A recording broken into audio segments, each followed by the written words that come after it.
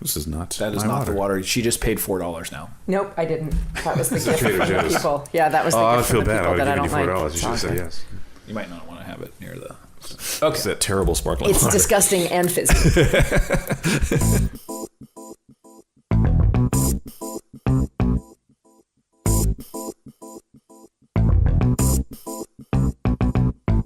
Dudes to Dads is a podcast to help men understand and navigate the transition of being a single dude into a family man.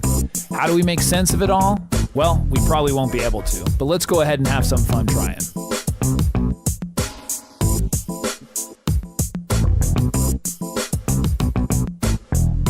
And we are back. We're back. How you doing, Alan? Doing well, thanks. How are you? I'm doing excellent. Yeah. This is Dudes to Dads. I'm Jason Kreidman. I'm Alan Bush. And we've got a very special guest today. Yeah.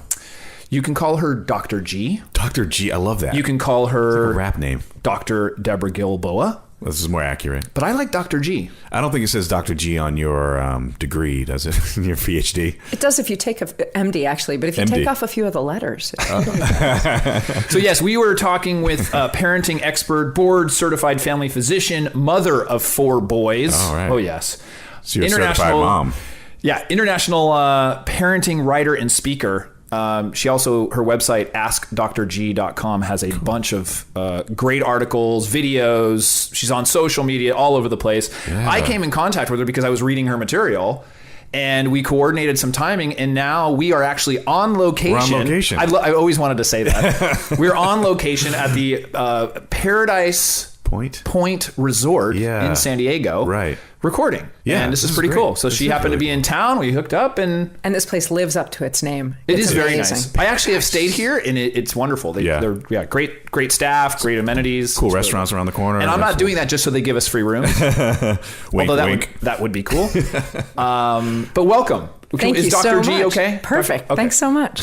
So the topic that we are going to be discussing today is bullying. What do you think about that? Well, my last name is Bush. So I'm privy to being bullied when I was a kid. That makes That went really well. And even now, because but I'm of a the little bigger. president or because of other reasons? Secondary sex characteristics, whatever you want to have the name for Bush. Got it. Shrubs. Got it. Presidents that were vice president and president. Yeah. Okay. So bullying is very hits close to Oh, home yeah. for you. I'm aware of it. Yeah. So kind of a couple different facets of bullying. And I think Dr. G is going to, explain some of the things that from her perspective and some of the things she sees. But, we're going to talk on both sides. And what I mean by that is, when the child or your child is a victim of bullying. And then there's also the idea that actually your child is the bully. You actually wrote an article about this or had a video as well. Yeah. Why don't we talk about the first one, which is, the kids being a victim of bullying. And that's something that is kind of most common. We hear it in the media. It's a very hot topic. And it's terrifying for parents because at its worst, it leads kids to suicide. Right. And there were some statistics I just read that was like 25% of kids think about suicide or something. I mean, it was something, really, really high. The kids who are bullied, they think about those kinds of things, and it's just horrible to think about. It was 1 in 5 consider suicide. Jeez. 1 in 10 actually attempt it. Wow. The kids who are bullied. The kids who are bullied, yeah. That is, that's sobering. Yeah, yeah. And it makes me think that the level of bullying that I experienced or, was part of, was very minor by comparison to what people, I've seen go through, or even on videos we've seen these. Alan, that's a really important point because there's a whole spectrum of what it means to be bullied. Right. Yeah. Can you talk a little bit about that spectrum? We had, before this interview, we were sort of talking about this, and you kind of enlightened me. It's like there's bullying, but some of it is about life. Yeah. Some of it just is what it is. Yeah. Absolutely. So the issue with bullying is if someone feels threatened and constantly oppressed, you can completely understand why they feel like my life isn't worth living. Right. That's at one end of the spectrum. And when you look at those numbers, that's worse than any disease that affects children, right? Anything that I see in my office as a medical professional, anything that kids go to the hospital for, this issue of bullying is far more prevalent. So yeah, we should be paying close attention to it. But it is a small percentage of kids who are bullied, because most kids experience bullying at some point in their childhood. It's a small percentage of those kids for whom it gets to be that bad. So or do you think we're just labeling it different because it's become more in the media and such? I mean, I think it's a little bit reactionary, but for a good reason, because decades ago, that's just kids being kids. You got to toughen up. It's normal. You got in a fight. Suck it up. Some kid called you a name and you got in an argument. Yeah. Right. You know, or exactly. Right. And so parents would minimize it. So now I think in reaction to that, partially, we are to some extent maximizing it. I don't mean to say for a second that it's not serious or important, but we do sometimes maximize it, so much so that we get in our own way about fixing it. Because if you tell me my kid's a bully, I'm out in front of him, protecting him. How could you say such a thing? You're saying my child is evil, that he's a sociopath, that he's dangerous. So I can't hear that. Right. And then I can't see that maybe there's a grain of truth in what you're saying. Yeah, you would and never help see fix your the problem. child as the bad child Right. either. I mean, you're going to say, no, that's got to be something else. Or he was even influenced by something. Or he Right. or she. I shouldn't say always. Yeah, It's true, boys. yeah. Although you have 4 boys. So everything's he. Yeah, it's absolutely. But I mean, you know, though it's just, I'm sure, as prevalent in females. It is absolutely, Yeah. and sometimes more insidious, Okay. Yeah. actually. Well, yeah, that's what some of the parenting stuff. When I remember learning, they were talking about how, you know, boys are mean versus girls are mean, and a lot of times girls are exclusionary. You know, that's something, you know, and that is a form of bullying. I mean, being And that exclusionary. girls are much better at seeming nice when faking behind it. the adult's back, they're giving that look that says, I'll get you later. Or, you know, the teacher thinks I'm the nicest one, but I'm not inviting you to my birthday party. There's a great book by Rachel Simmons called Odd Girl Out. Okay. And she actually talks about 3 roles in the bullying situation: the bullied, the bullier, and the bystanders. And there's a lot of great talk in schools now about So kids just not doing anything. Right, about how bystanders can step in and champion and say, hey, that's not acceptable here. Got it. We don't do that here. And that creates a culture that minimizes bullying, which is great. I see. Minimizes the behavior. Yeah, you feel like you have that support around you that, you Yeah. know, I mean, whether the kid's liked or not, people just kind of saying, hey, that's not right. And to the kid who ends up at that horrible suicidal ideation point, they did not feel supported. They didn't feel like anybody saw, cared, would step in, had their back. Yeah, that's a good anything. point. Yeah. No, that's true. I mean, so, you know, we're, like I said, we're talking about bullying and I, you know, I kind of wanted to touch on the different areas where we get bullied. I mean, we talk about school and the playground, you know, or whatever you want to call it. Except now that's home. There's no Yeah. break. If we got bullied at school, if you got bullied about your name or anything else at school, by the time you got home, home was a safe place. Home's not a safe place now for any kid whose friends have access to social media. Yeah, It that's never a turns really off. big thing. Yeah, that's the social another media area. part I of mean, it. you have your friends. So let's say, I mean, I when I think about this in terms of myself and my growing up, I think of my school. I then think of my street, you know, because we played Yeah. with all the Hang kids out on the in street, Yeah, the in the neighborhood. neighborhood. But, you know, I didn't have Twitter, Right. Facebook, you know, that Instagram. kind of thing, Instagram, Yep. Snapchat, all the other things that Right. you know, Yeah. ridiculous. But the cyberbullying now, and I'm assuming obviously that as you get a little older in the teens and that kind of thing, that's where that becomes. It starts as soon as kids have access to social media, because it's far easier to be mean from behind a screen. Oh yeah, And I, deal it from a distance. It's a lot easier. well, also yeah. anonymously. Yeah, and That's anonymous, part yeah. of it too. Ask right? You know. FM and some other websites that make it way too easy to say terrible things without ever revealing your own identity. And the bystander thing is easier too, both easier to let it go by and harder to take a stand. Got it. So, you know, so let's just, you know, talk about some action items. I mean, we can talk about all the different types of bullying and define them and stuff, but really, you know, kind of the point of the podcast, what we try to do is offer tips and things like that. So if we start with a child or your child is bullied, you know, what are some things to do to handle that? You know, even if it's just a couple things to say, you know, your child comes home from school, whether they were roughed up, whether they were something was said about them, whatever. How do you, differentiate? Like you said, okay, that was something mean, but I don't know that I would consider that bullying. That's just a mean person that, you know, maybe said something wrong. Because a bully's usually trying to get you to do something. Yeah, it's one thing of like picking on somebody, just which is also not okay. Right? No, but I mean, there's a thing, in the East Coast especially. You grew up in which you did, and grew up in that environment. And some people are just, this is the way they do it, almost like a friendly term of endearment, like you're crazy or whatever. They just kind of sarcasm on some level. I'm not saying it's right. I'm just saying that what's the words that my distinguishing boys part? have the names that their best friends call them, and they call their best friends with a big smile and a hearty backslap. I'm like, wow. I mean, if somebody calls you that in a bar, you'd be like, are we going to fight? But is that intent? Is that intent? Is that because they're not trying to manipulate them? Yeah. So we can be called anything we say we're okay being called. On the flip side, you can't use a nickname for somebody if they disagree that that's their nickname, if they don't want to be called that. Right. And so whether or not you like it as a term of endearment or a nickname decides whether or not it's okay. So my sister's making fun of my teeth when I was younger. Yeah. That was bullying. It was in a mild way, but see how there's this spectrum. So that was unlikely to push you to the edge. Right. Except maybe got me upset, tattling, or ripping the head off a doll or something, something that would get them back where they would know it. And when there's an equal playing field, and it happens with siblings too, sometimes it's bullying and sometimes it's bickering. And what I say to parents to try and figure out which it is when you hear an interaction, and don't let age fool you. Your younger one is just as likely to try bullying an older child as the other way around, is I say, pretend that the kid who said the thing you weren't sure you liked to your child, pretend it wasn't your child. Pretend you overheard it on the playground. Would you name it bullying? Well, if you would, then even if it's your other sweet child that said it, it's still bullying. Got it. If not, if it's an equal playing field and they're both, that's bickering. Right. And I actually have a video on my site about if your kids are bickering and you hate it, teach them to take it elsewhere or stop.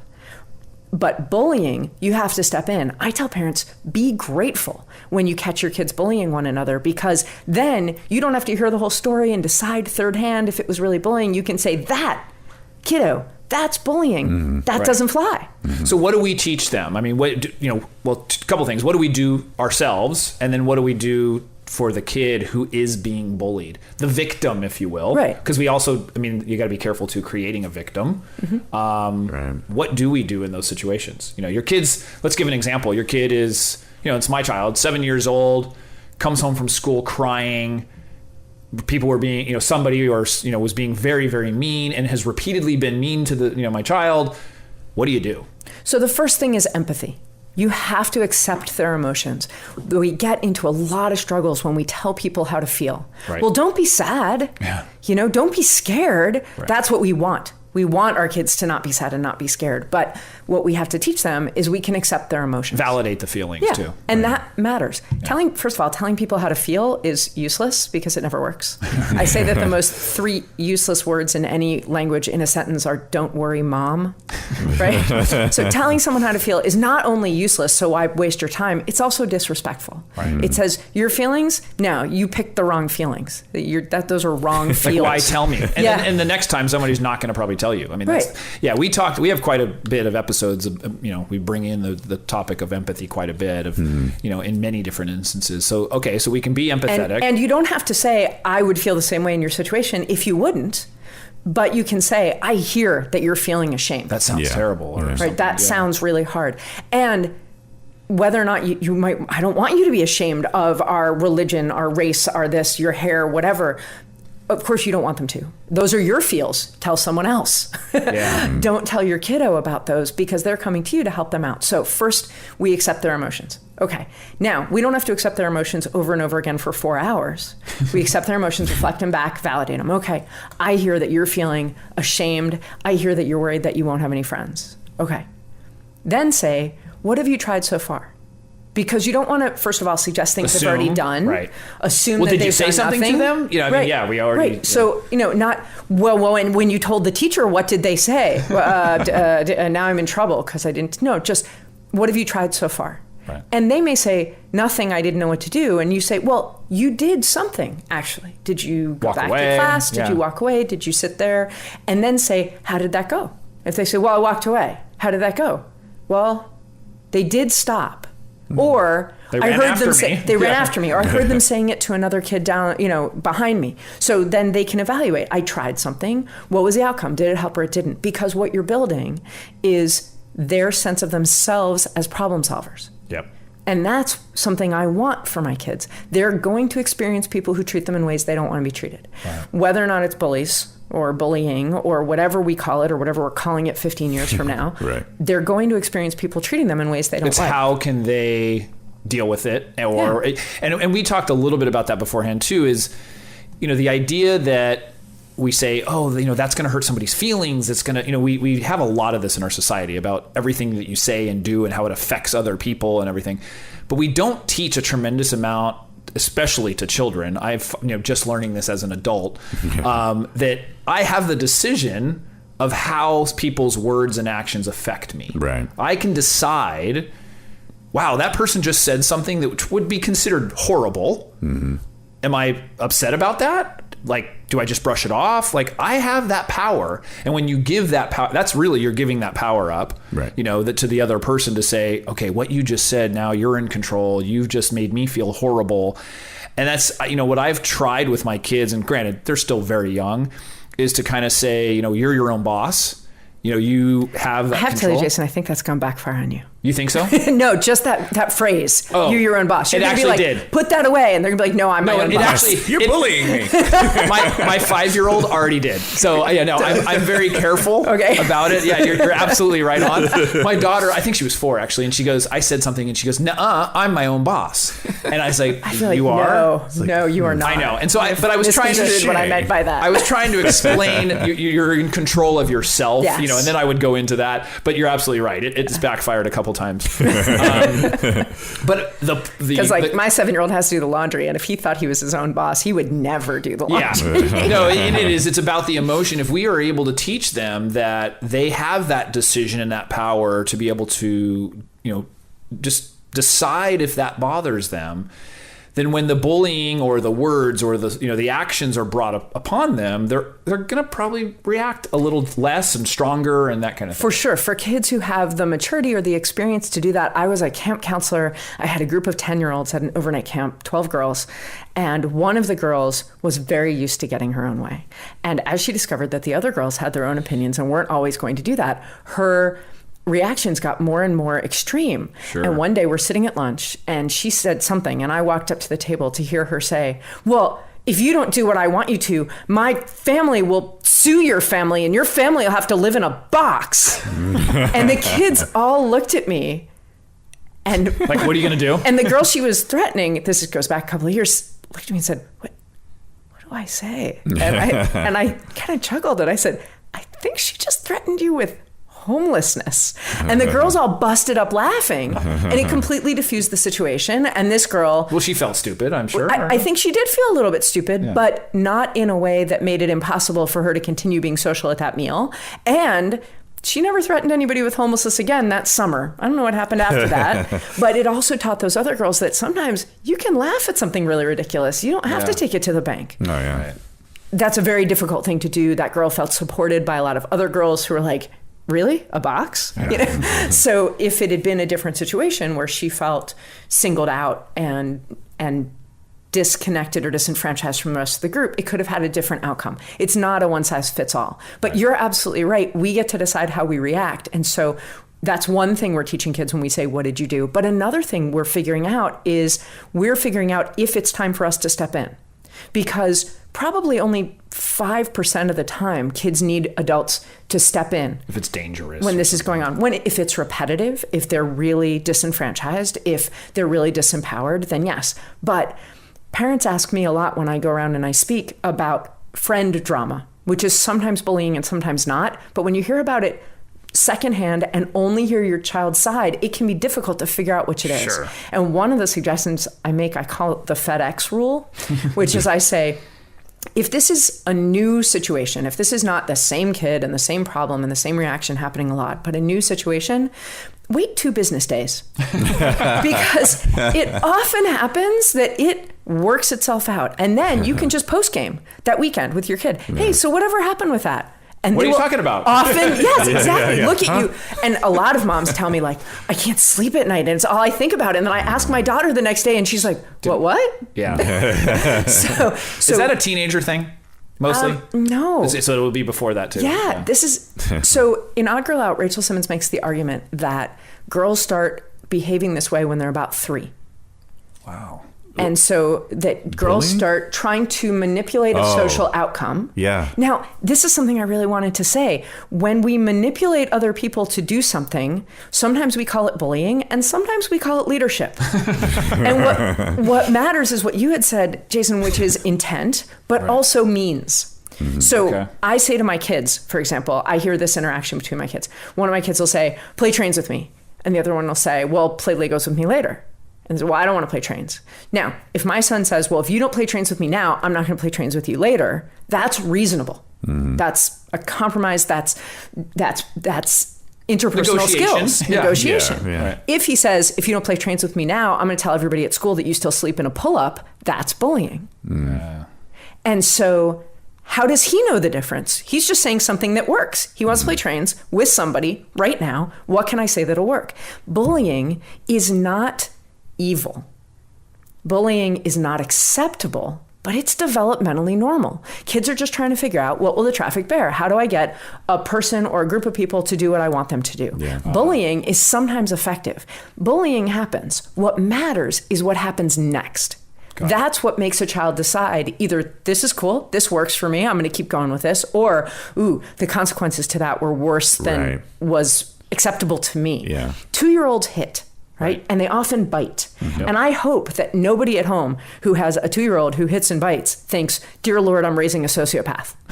Because 2-year-olds hit and bite. But I also hope that they don't think say... that until we go to the pediatrician and the pediatrician says, it's okay. Everything's okay. Exactly.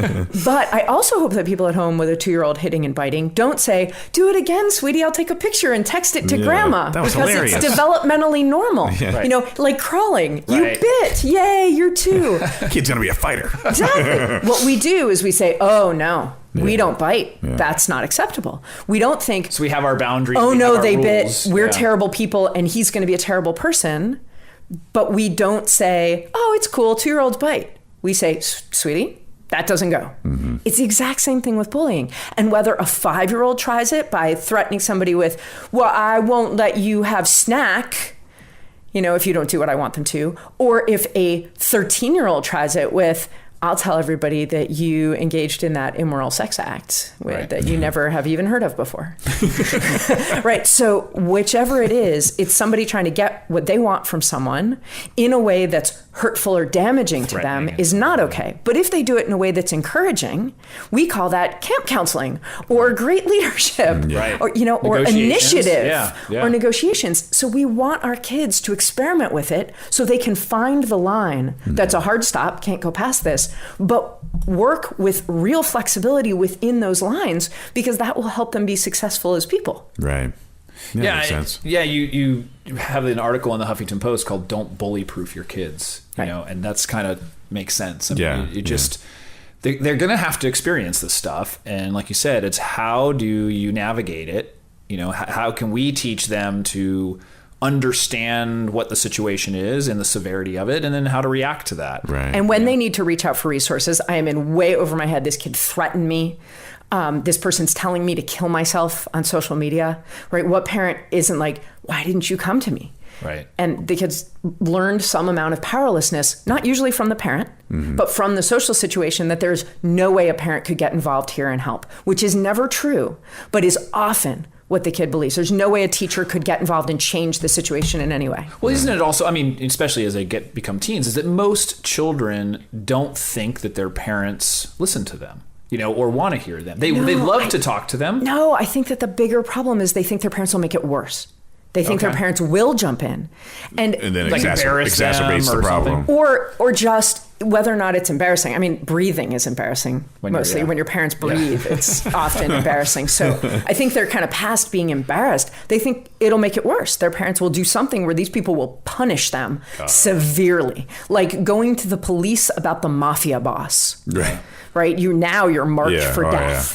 And so they think getting adults involved will only make my life less worth living. And so we have an obligation to them to prove to them that we're trustworthy, that we will hear them, that we will take steps to keep them safe, but we will involve them in the process. But the reason that I say don't bully proof your kids is because I was reacting to something different when I wrote that. And that is parents looking at situations, imagining, might my child possibly be bullied? Who's going to that birthday party, that sleepover? Well, I don't even want my child in that room. Not because they've ever been bullied, but I just know that kid's not a good kid. Or I don't want that excellent athlete on this team because they get all the opportunities and that makes my child feel bullied. Well, no, actually, that's not bullying. Right, they're a better athlete. But so we spend. So I get asked a lot about helicopter parenting, and one of the phrases that I'm really interested in right now is that helicoptering doesn't seem good enough for some parents. They are what I'm calling snowplow parenting, because when you helicopter, you're way up high. Southern California don't know snowplow. I'm sorry, lawnmower parenting. Because when you helicopter, you're so far above, you can't scoop in and rescue your child fast enough. You know, when you lawnmower, you smooth every possible obstacle from in front of them, and they're behind you and safe. That's interesting. And so parents are doing this thing where they're evaluating every situation their child might enter into and not allowing them to even be in a school. Allowing them to fail, too. Right. And that's a whole podcast I'm happy to do with you guys. But the opportunity, I mean, can you imagine if a parent said, well, I'm never going to send my child to a school if there's ever been bullying there? Well, that's every school ever. If schools could end bullying, I know. If schools could end bullying, they would have. Yeah. Schools can't fix it alone. Right. It's part of social norm, really. It is developmentally normal, but totally unacceptable. Right. That makes sense. Yeah. That makes sense. Totally. You know, some statistics I was pulling up. You had a infographic, I should say, that you put on your website from Rawhide's Boys Ranch, rawhide.org, saying 72% of teens report cyberbullying in the past year. That is a lot. It is a lot. I mean, 3/4. 3/4. Yeah, let's say 3/4. I mean, I'm good at math. That's 3/4. you got totally it down, is. man. Almost 3/4. 25% report bullying or being bullied more than once. So, I mean, that's, isolated situations, it sounds like, are the majority. They go away. It's not something that's, like you said, that's a reoccurring thing.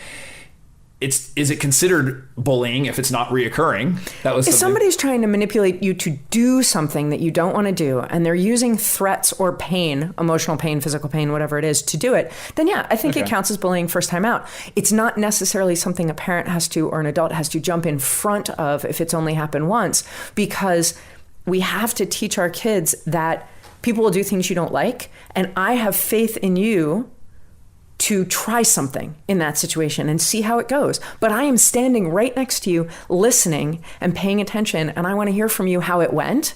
So that if it happens again, or if you're looking for some help, I can help you find resources, or I can be your resource if I feel competent to do that. We're not stepping away from our kids, and you're not taking making one step back. And you don't want to, I mean, if I'm hearing right, you don't want to necessarily say to them either, like, hey, if you have any problems, I'm right here and I'll do it. I mean, you're not doing that. You're saying I'll be here to support you or to help you do what you need to do. Our kids are social media experts. Yeah. And so we serve them really well when we say, wow, you're really an expert in this. So how did that happen? Is there anything that you know of that might fix it this time? Is there any way that I can help you find a resource that'll fix it better? They're usually pretty smart. They come up with really a lot of their own savvy solutions. About this. Right. And they're going to feel better about coming up with their own solution rather than, Mom told me to do this. Our kids already know that we're excellent problem solvers. Right. We've been solving problems for them since they were teeny tiny. Now they have to learn to be great problem solvers, which is not to say that they should be left to deal with bullying alone, but that we can use opportunities that bullying present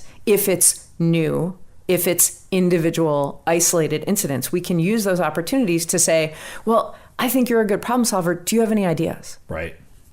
There's another statistic. 90% of teens say they've seen someone be mean or cruel to another person on social media. 90%. I have to say the other 10% I feel like are just not paying attention. Or lying. Or they're not on social media. But like just not paying attention. They're just those kids who you're like looking at banner ads. or they're those kids that you're like, wow, did you see that thing? And they're like, what? No. Yeah.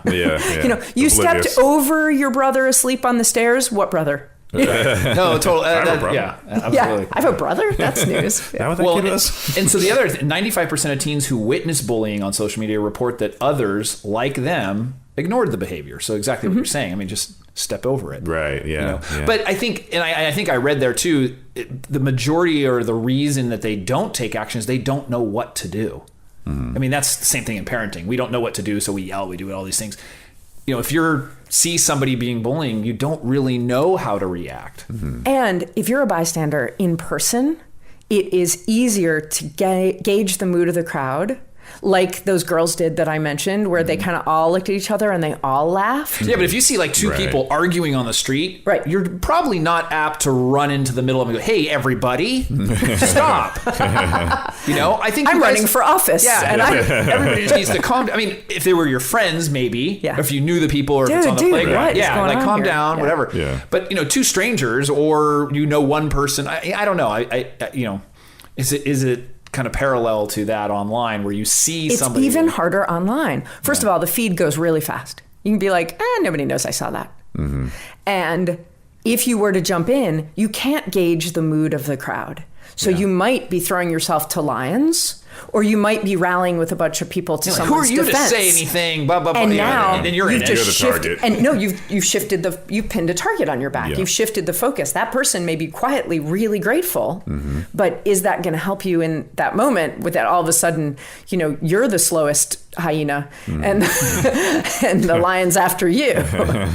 Well, that's why you're saying that people avoid it. They I'm don't, saying it's even harder online because to they step don't up want and to help be someone. that. Yeah, Right. they don't want to be that Right, that right. hyena. Yeah. Yeah. That's a good analogy. So as far as other tips, you know, for the parents, I want to kind of close out when, you know, your kid is being bullied, because I want to get to the other part when your kid is the bully. That's an interesting topic. Any other things from a parenting side? I mean, we've heard, you know, you want to be empathetic. You know, you want to try to, you know, ask them what they have attempted to do. And it sounds like really leaving it up to them, or letting them lead the conversation in a sense, or you're kind of leading it, but you know, you're allowing them to give you that feedback so that they can sort of handle it and solve it on their own. But then let's talk about the part where it's gotten dangerous, or you're worried that it has. Sometimes we have to throw ourselves in front of our kids and say, I can't allow you to be in danger. Whether you're in danger from depression and suicidality, or you're in danger from physical threats, or whatever it is, sometimes we have to say, I do know better in this situation. We are going to take this to the police, take this to the principal. We are going to be open-minded about switching schools. It's not always the answer. As a matter of fact, I think it's the answer in a smaller percentage of the time than parents think, Right. because we always go to worst case scenario in our minds. FedEx rule. It's awesome. But we do have to recognize that this can be one of the most life-threatening things that kids will face. It happens a lot more than cancer. Meaning, to well, kids. life threatening because they will take their own life? Because or, they'll take their own life, but also, you know, I mean, or a kid could do something. kids can get beat up, Right. and I think now it has shifted more towards trying to bully someone into taking their own life. But even so, if you feel that your child, their health is suffering in any way, then you have to take a stand. I hope that you can do that and still teach them. But when we step in front of our kids, we are teaching them when things get really dangerous, you get help. Right. In our family, we don't want to leave anybody on the field, you know? Yeah. Yeah.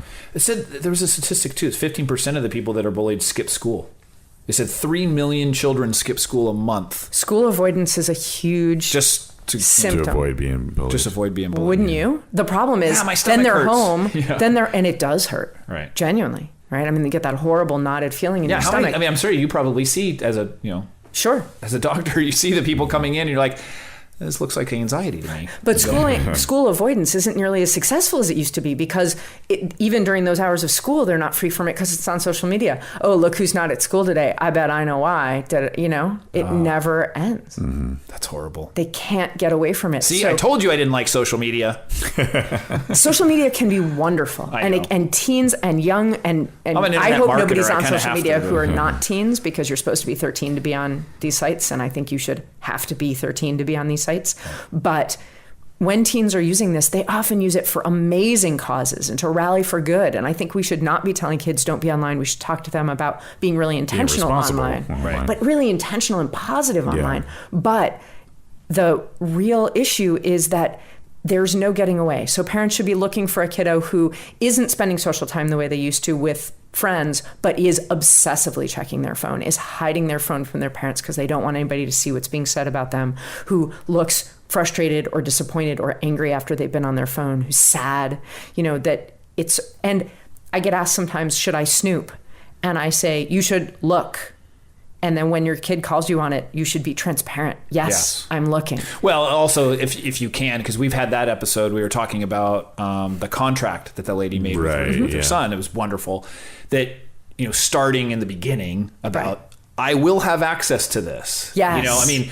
That's how you start it. It's difficult, obviously, if you've already done that and you don't have access and now you're trying to get access. But you can you can always start fresh with a kid. When they get an upgrade on their device, they get a new contract with you. Or when you say to them, hey, you have this phone and I've been doing you a disservice.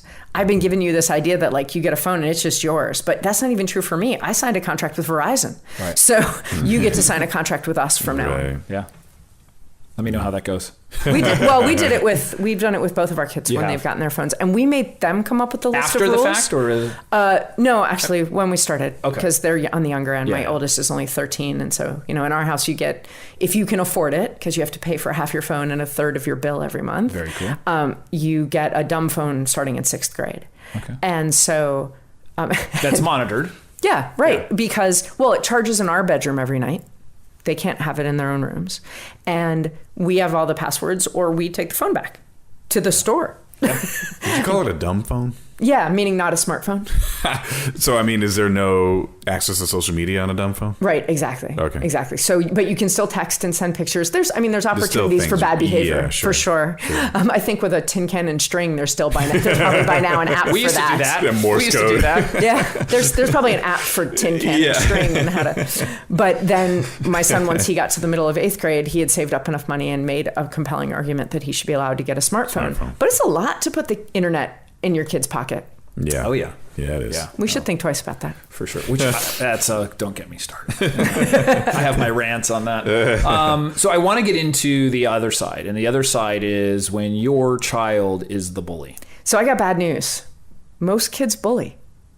They almost all try it out. Not my children. Oh, thank goodness. We've met the exception. Yeah. But most kids try bullying for the exact reason that I said. It's a kid's job to figure out what it is they want. Right, what it is they want, and then how do I affect that change? Babies do it by screaming their little heads off, and then hopefully kids get more nuanced about it as they get older. Right, yeah. But they identify what it is they want, and then they try and make that happen. Mm-hmm. Well, often, you better do what I said or I'll tell mom and dad. That's a pretty common sibling thing to say. Yeah. So manipulation. Right. And I'd really like to invite you to my birthday party, so I think we should watch the movie I want to watch. Right? There's all kinds of subtle to very obvious cartoonish things that happen. Okay, maybe my kids have done it. Oh, I'm sorry. You okay? Yeah, I'll make it. You just, but as we said, you just don't want to think that because it's such a bad label. It's a terrible label. There's a stigma. There's like that. It's like it's evil, and the idea that your child is doing something imperfect. You're like, oh, no way. That can't be. There's no way that my child. This goes beyond doing something imperfect. This is accusing you of raising a child who is Cruella de Vil. Right. Yeah. And so, hearing that your child is a villain is impossible to hear. Right. But if we recognize that bullying is a developmentally normal phase, then it will be, so a friend of mine just posted on Facebook recently this horrible bruise because her 2-year-old bit her. Oh. And she's like, check this out. And she was not ashamed or embarrassed to say, my 2-year-old bit me, because she gets that her whole cohort knows that 2-year-olds bite. She's not raising a sociopath. You can still invite him over for a play date. They didn't video it, did they? Hopefully they did not send it to grandma. Look, he bit. But she was not a fear. She wanted sympathy, and she deserved sympathy. This looked really painful. But she didn't fear that people would think less of her parenting, less of her kid, because we all know 2-year-olds bite. Okay. Yeah, right. If we can get there about bullying, which is to say most kids try out bullying, then somebody be able to say on their Facebook page, man, I think my 12-year-old's bullying my 10-year-old, or I think my 4-year-old is bullying my 8-year-old. It's not as bad of a You guys word. have been through this. Yeah. What have you done when your kids have bullied Right. Because, of course, most of them have tried it. What matters, the reason that my 11-year-old, who completely bit me when he was 2, doesn't bite people anymore is because we fixed it. We taught him that wasn't acceptable. Well, that's what I want.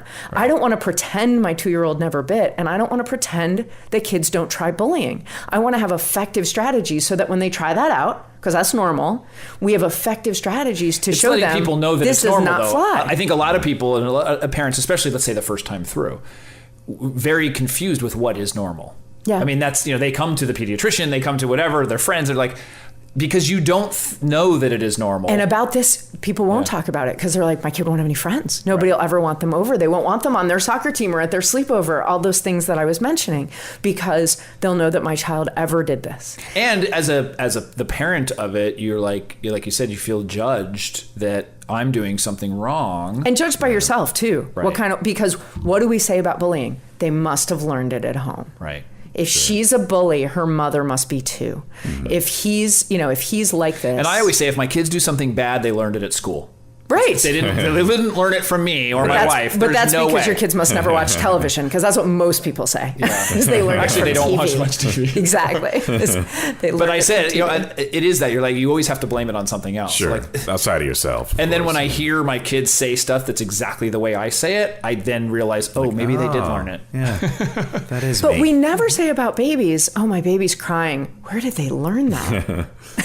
Well, I did hear, I think we talked about this, that there was a deaf couple, and they had a child, and the child didn't cry because it doesn't work. Because it doesn't work. Yeah. So the child ended up like banging and making vibrations And that flapping. Kind of thing. Movement. So that's the learned behavior that like, this works. I can cry, I can make noise, and then my parents are going to come and. But listen, I have 4 kids at 6 years, top to bottom. I'm so grateful that my little one cried, because otherwise, I'm not sure anything would have ever gotten done for him. Like, oh, right, there's a 4th one. We should get in there. I was the 3rd. And I totally had the same thing. It's like, oh yeah, what they actually left me somewhere one time. I mean, on accident. Like I think we were at swim team or something. Like, oh, that's right, Jason needs to come back too. So I'm down with that. So I feel bad for the 4th one. When I see parents who have a couple of kids and they bring in their littlest for vaccines, I always recommend that they leave the Band-Aid on for a couple of days. And I said, just so that when you're changing her diaper, you'll be like, oh, that's why you're cranky. I totally forgot you had shots. Because with your first one, you're like, oh, he had shots, and I'm so, and you made a face. Does it hurt, sweetie? Right. But by the 3rd one, you're like, shots. Taking pictures of them. Yes, you totally had shots. Desensitized to everything. Yeah. So if your kid is the bully, what can we do? So first of all, they were bullying that day. Mm-hmm. And kids know that the bully is the villain. So I don't want us to say, you were a bully or you are a bully. I want us to say, just like we say, we don't say you're bad. That was a bad behavior. It's not that I don't like you, but I do not like the way you behave to that person. Okay. So in that exact same way, I don't want us to say that kid's a bully, because then they've got a label that they've either got to live up to or shrug off. And it's much easier to live up to it. I want us to say, hey, you tried bullying. Here's how I know, right? Here's what I saw that wasn't okay. And it's not okay. What else could you do? Just in the exact same way that we say to a kid who's been bullied, what did you try? And what else do you think you could do? Right.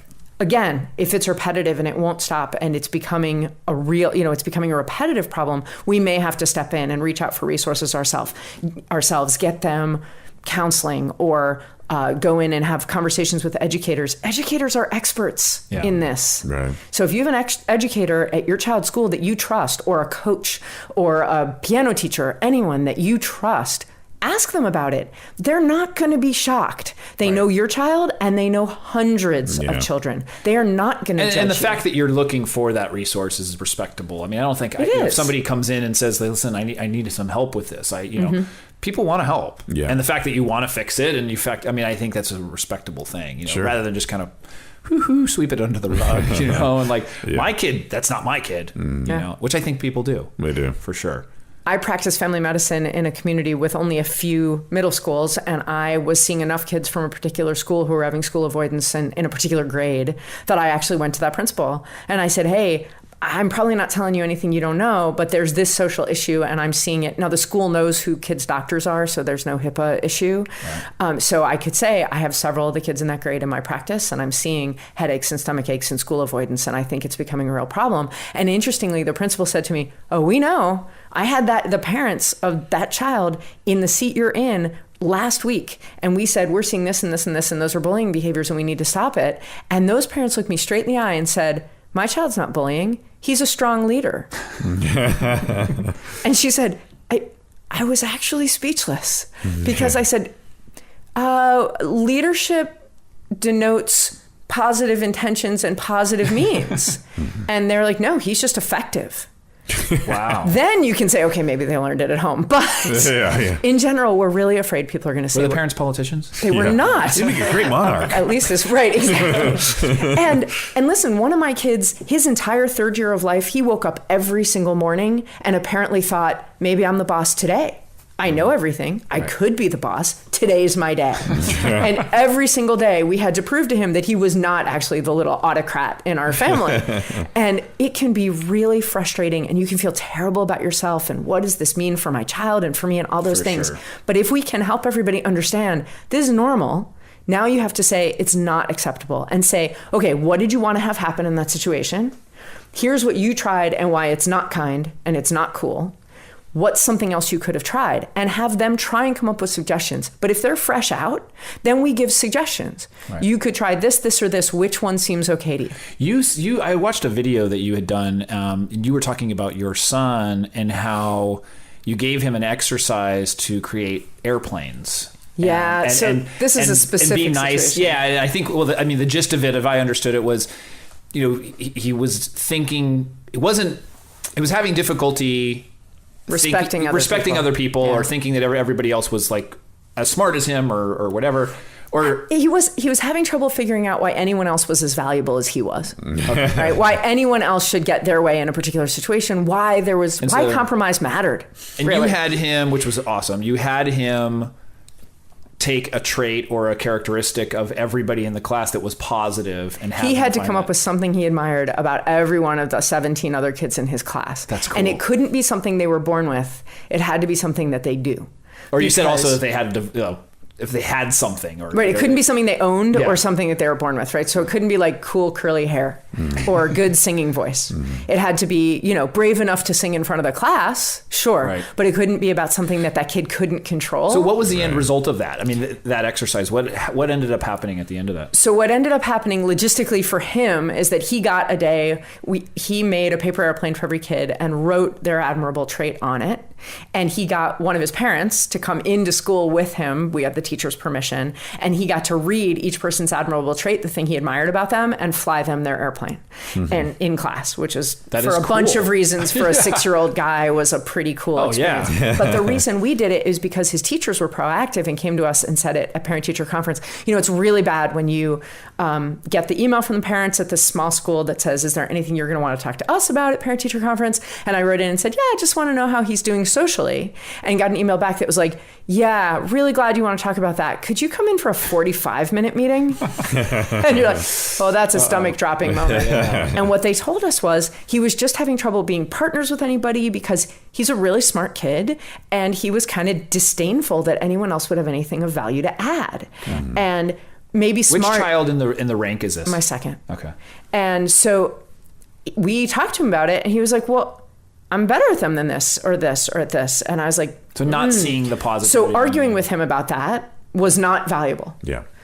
That was how he saw it. And his teacher said, the truth is he's not wrong about that. In this particular class, he is doing better at math and reading and whatever else. But he had to find something to admire about each of these people. And when, he did the people, his good friends... Were the other students... upset at him?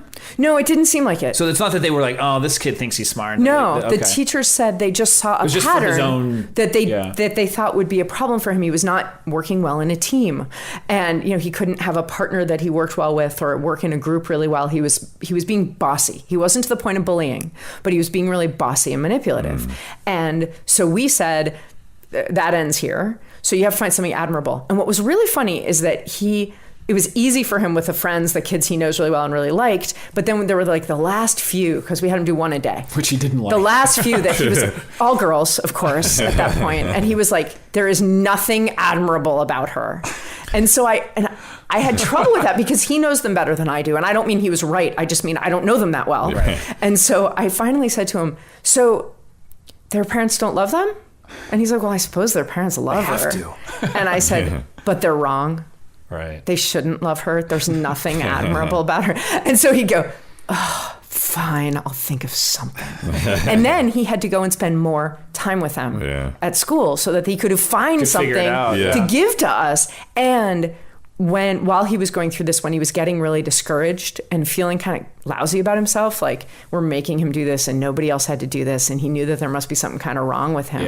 I said to him, hey, buddy, I just want you to know that when you're done, your dad and I have 17 things we admire about you, and we're going to make Paper Airplane and give you. And he's like, 17? You can think of 17? I said, dude, we can think of 17 things in 5 minutes that we admire about you. No problem. Right. So that feels good. That felt good. And that was the carrot he needed to like make it through those last few girls who were super giggly and high pitched that he totally couldn't relate to on any level. That's like the ultimate encouragement feast that we do. We talk about at the dinner table going around saying what you love about each other or that kind of thing. That's, I mean, I would imagine those other kids in the classroom absolutely loved it too. And it's I don't think you could do that in 5th grade. I mean, it's so nice to hear in other 1st grade, like that was fine. But in 5th grade, you'd be painting a target on his back. You'd need a different solution. Right.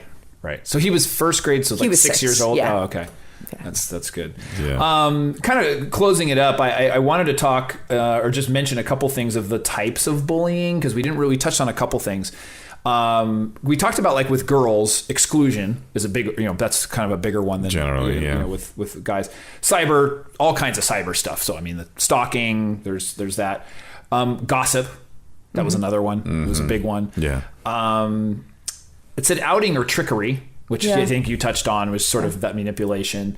Harassment, which I think in most cases that's what people think about the most. Name calling and insulting. Bullying. Sure, yeah. Like when you think about it on the school playground or something, it's harassment. But there's also making kids your minions.